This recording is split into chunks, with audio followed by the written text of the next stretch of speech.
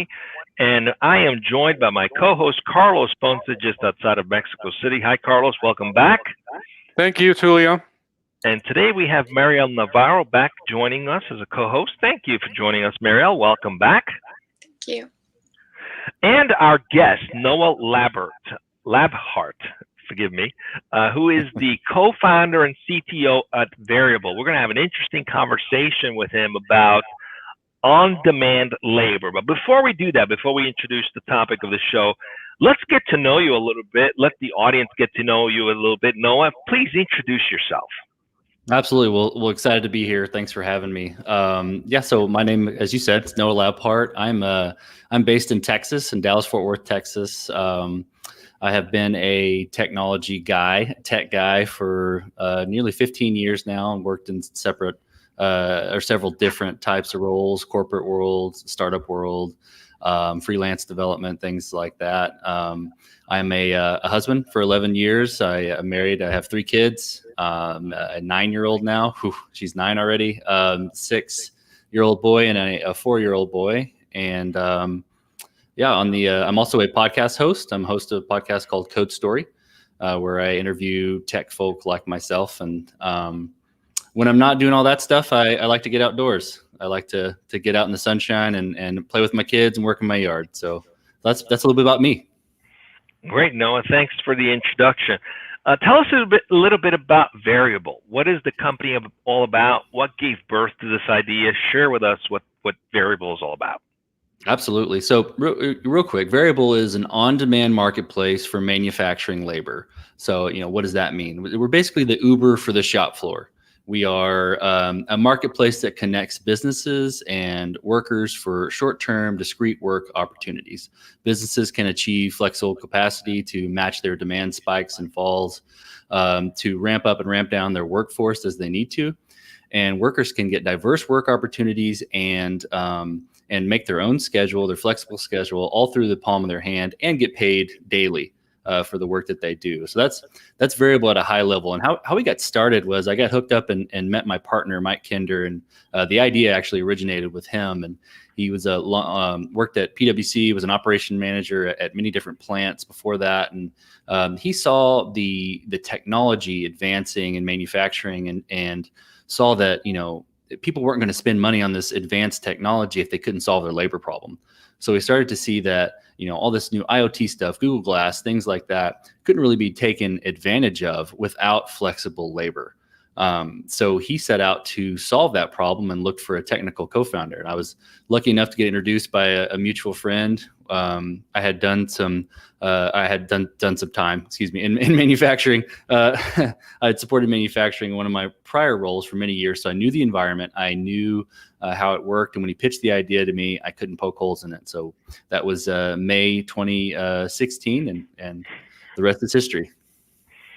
Well, great. Usually we know of these kinds of applications to be very useful with knowledge workers, but it looks as though we have a solution for something that is also very appropriate in manufacturing and construction. So let's go right into the topic today. Mariel, would you please introduce the topic, and let's kick this off? Sure. Today's topic will be manufacturing and flexible capacity through on-demand labor. So, first question, how does this benefit companies? I mean, what's the benefit in having external workers instead of creating my own workforce?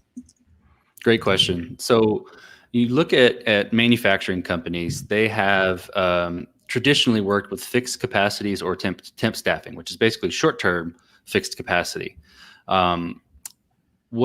When their demand spikes, when their orders shoot through the roof, because that's what you want to happen. You want your sales team to just crush it, and you have orders going up and up and up.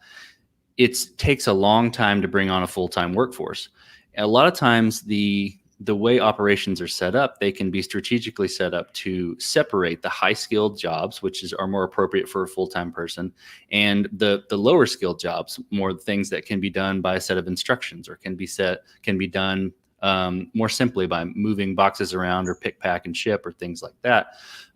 So companies can can streamline their capacity, their operations by bringing on this short-term workforce. So rather than having to say no to orders or push orders out into the future, they're able to bring on temporary workers and really on-demand workers, operators is what we call them, to satisfy that short-term demand need.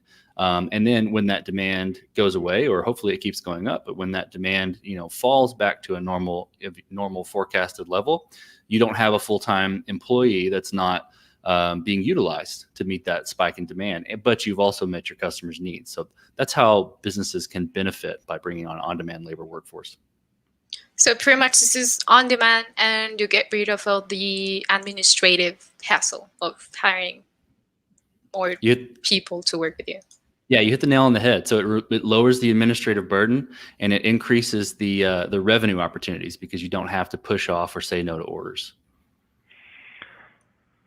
Okay, so how does it work? I mean, I get the idea of using an application to basically look for on-demand labor for a project, but what would trigger that? Is it something where you need excess capacity for a cleanup, i.e., for example, horrible thing that happened in Lebanon, right?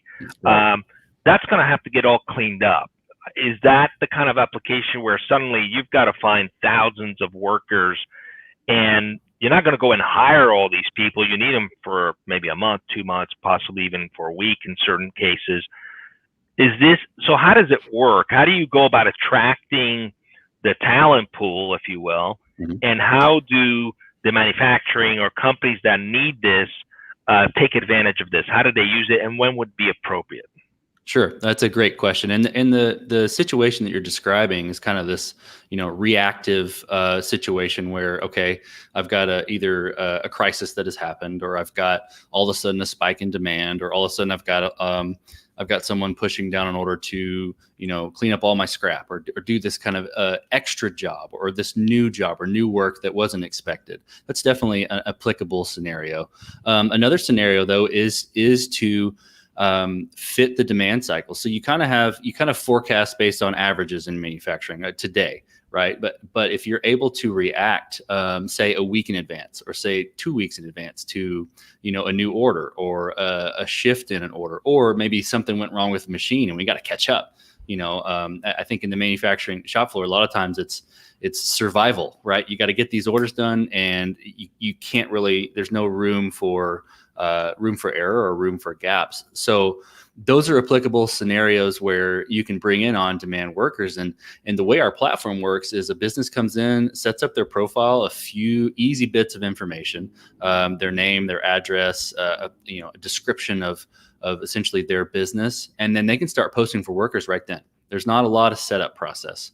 They can see what sort of operators are bidding on their jobs, what sort of activity or operators are in their geographic area. So how dense is the operator population in their area, and things like that. And as they're posting their work, they start to see the operators bid on the opportunity almost immediately. So, we've had people bid within the first 30 seconds of a post of businesses, because people are ready and hungry to get to work.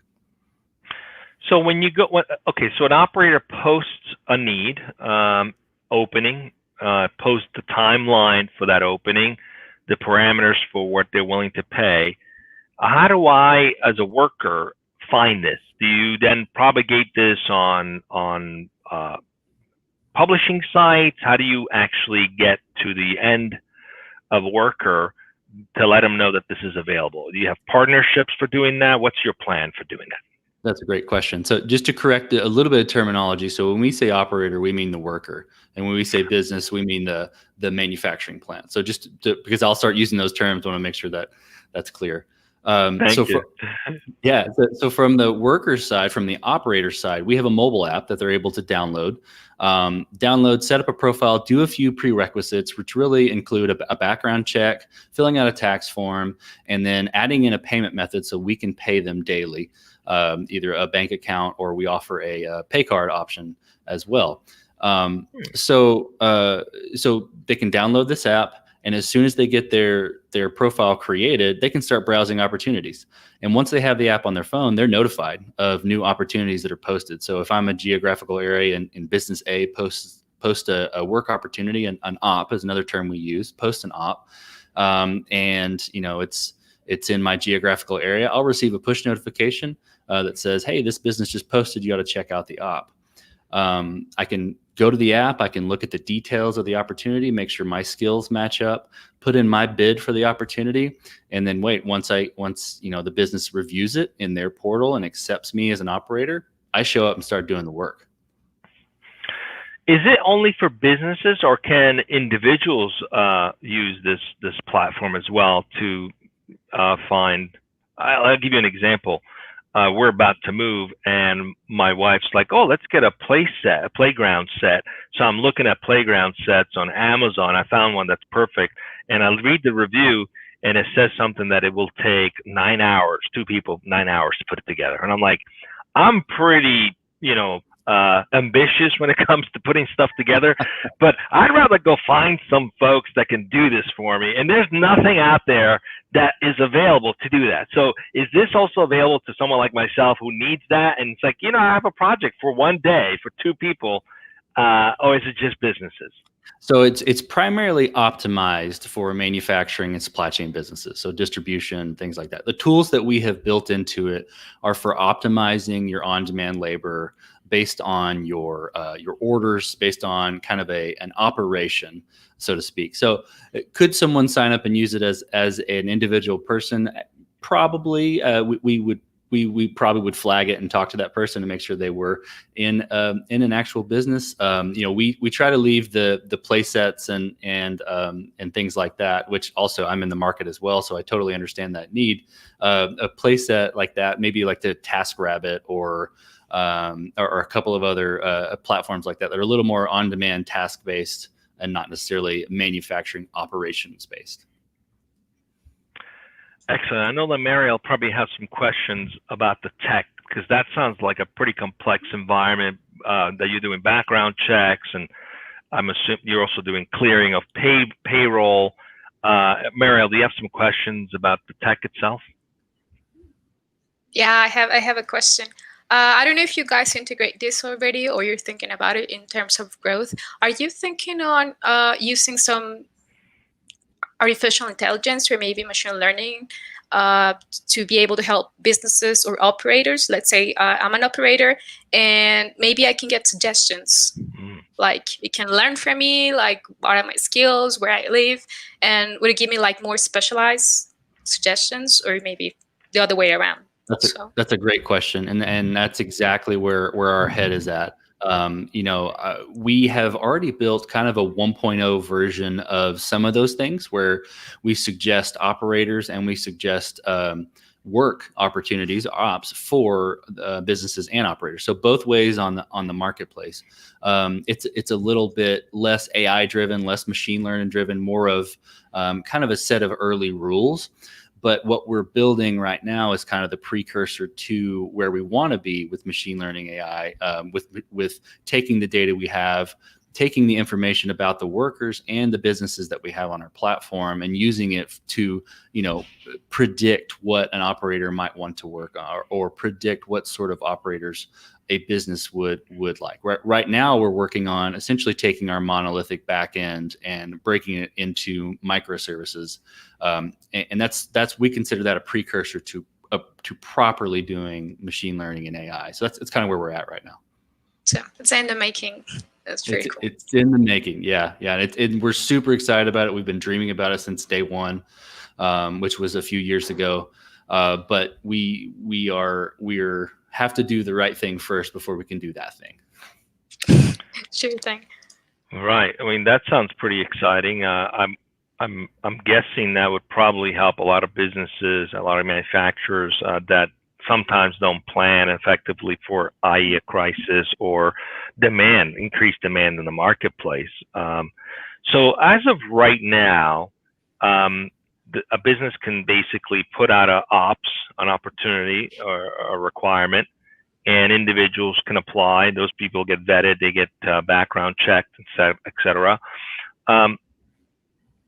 Is there some kind of a scoring or system to basically rate the quality of someone's work? You know, a lot of these knowledge worker platforms, you can rate someone whether they're a good writer or they're a good researcher, the experience you've had. Is there plans to also allow that so that someone in procurement or someone hiring can determine, I've got 10 applications, I need 4. These look really good based on their background, but also the commentary or the score that other employers have given them is pretty high.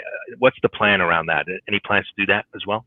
Absolutely. That's been in our system since day one, and we consider that really important. We can actually consider it a cornerstone to our marketplace is sort of self-selection based on the quality of work you are delivering. So we have a rating system in place, and it's two-way. So operators are rated by businesses based on the work that they've done, their attitude, how safe they are on the platform and in their place of work. Then the businesses are also rated on the environment, the quality of the instructions that they were given, and basically how well they set up the operator to succeed. So it's a two-way operation or two-way rating system. And what this allows is operators to be able to see, hey, this business is a 4-star rated company, looks pretty good to work for, or is less, and I don't really want to go bid on that opportunity. Maybe the environment is not good. And in the same way, from a business standpoint, I can look at operators and see how well they're rated. To add to that, though, we do a couple of interesting things as well. We add or we show a resume, what we call an operator resume, to businesses. So when they bid on an opportunity, when an operator bids on an opportunity, a business can dig into a specific operator. They can see their ratings, as I mentioned. They can see how many ops they've done. They can see how close they are to this particular operation. They can see their platform experience, so the companies they've worked for on our platform, the companies and industries they've worked for outside of our platform, and what sort of self-selected skills they have, whether it be warehousing, assembly, and things like that. So they kind of see a full resume, on-platform resume of those workers. Super cool. Carlos, I think you had a question. Yeah, I was muting myself, Tulio. I didn't want to go through the same thing I always do. So yeah, no, I got a question, and this is non-technical in nature. Before we went live, we asked you about whether this was something that was being done internally or just in the U.S. And so my question has to do more with that, and more about the challenges of whatever challenges you envision that might be in place should you decide to pursue this globally. Let's say that you want to take your business model to the next level in business. Do you think is this even feasible, or what sort of roadblocks do you envision, or maybe even what's the potential for this business model to go global, or is it applicable? So I'm just interested in learning a little bit more about that aspect of your operation. That's a great question. And we do have aspirations to go international, and it is something that we think is possible. I think the things that we are going to face are the same things that we are facing in the States right now. Each of our states in the United States have different regulations, different requirements around contract workers versus full-time employees, requirements around how businesses can use contract employees and what determines if you're one or the other. So things like that. There's also a piece where we spend a lot of time, but we spend a good amount of time educating businesses on this new type of labor and this new labor paradigm. We call it the third labor paradigm: full-time labor, temp staffing, and then on-demand labor for manufacturing. And we spend a lot of time educating them on how to shift their thinking operationally to take advantage of this type of labor. So I think as we grow in the United States, we're going to learn a lot more, and we're always learning every day. But we're going to learn a ton. And I think moving forward, we're going when we go international, we are going to face similar challenges like that around regulation, around how workers are treated in different places. But the fundamental need of on-demand labor, I think, is applicable across the board. Well, yeah, I mean, I think you're going to have a huge opportunity potentially in markets like Europe, for example, where they have pretty strict labor laws, where it's really difficult to just hire a temporary employee. You have to give them guarantees for a long time, which makes it difficult to deal with on-demand work. Sounds like a good opportunity long term. I'm more interested in also asking about right now, with larger companies that have ERP systems, supply chain systems in place, and they've invested heavily in those back-end office platforms, how easy is it to integrate with that in terms of clearing the money, for example, right? Or is it discrete and separate right now? How do you help those organizations with the limitations they might have in terms of having a already set procurement process? Is there some integration you guys are planning, or that is already in place for those companies? That's a great question. And it brings up a topic that I'm really excited about. To answer your question directly, we don't have a direct like SAP integration or JD Edwards integration or things like that. We don't integrate with time clocks or anything like that. We have built we have built an API from our platform that businesses can take advantage of to pull information or push information to their enterprise systems or to their cloud-based systems. It does obviously require a solution architect and probably a different type of engagement than what we normally do. We have done that actually with one company, and it's going really well. We integrated with one of their enterprise systems that essentially sits on top of our platform. So no specific vendor integrations. And the reason we did that is because we wanted to stay sort of agnostic to the vendor. We wanted to really come in and own on-demand labor and be the, with digital factory or industry 4.0 or whatever the buzzword is. We wanted to be that labor solution, the on-demand labor solution that sits inside of that. And by doing it this way, we position ourselves to sort of be the industry definer, for lack of a better word, the one that defines how data is shared and pulled from a on-demand labor marketplace standpoint, because we're kind of the only one serving this market. The second thing that it made me think of, though, is something that we're really excited about is integrating with those ERP systems and creating sort of an end-to-end automated on-demand labor system. So that's a mouthful. But pulling real-time orders and real-time labor metrics for your operation, and then calculating what sort of on-demand labor you need, automatically posting those opportunities, automatically filling them based on the type of workers that you are interested in. And essentially, when your orders spike or fall, your workers, or when your orders spike, they just show up. And if you're hooked into our system, you have people showing up when you have more demand than you know what to do with. So obviously there's probably more ins and outs and parameters there, but that's something that we're really excited about with integration into enterprise systems like that.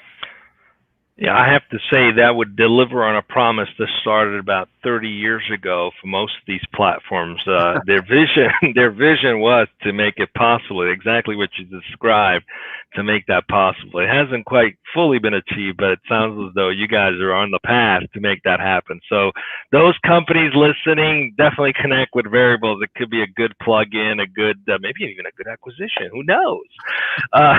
So let's as we're wrapping up, let's shift a little bit about what the journey's been like for you building this company. Was this your first startup, or tell us a little bit what you've learned in the process of building this, about building a company, and also what you've learned about yourself?